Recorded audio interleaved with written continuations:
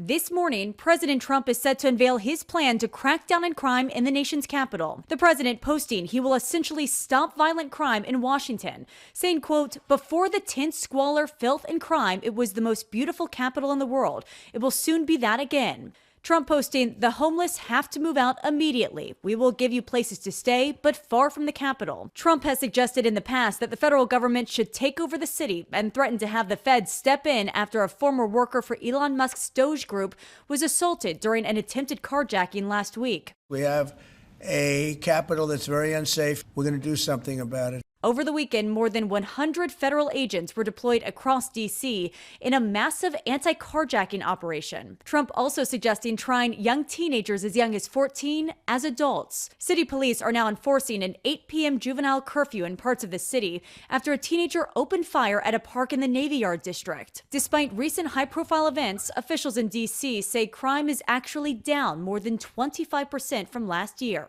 If the priority is to show force in an American city, we know he can do that here. But it won't be because there's a spike in crime. Still, the president has suggested sending the National Guard into the Capitol. It comes as a lawsuit goes to court today over Trump's deployment of the National Guard in California to control immigration protests in June. Governor Gavin Newsom suing, saying state officials did not want or need federal interference. Trump's lawyers say the troops were only protecting federal property and personnel, not engaging in law enforcement activities.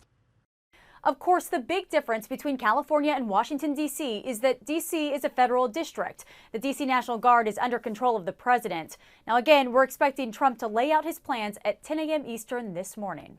Nicole D'Antonio, ABC News, Washington.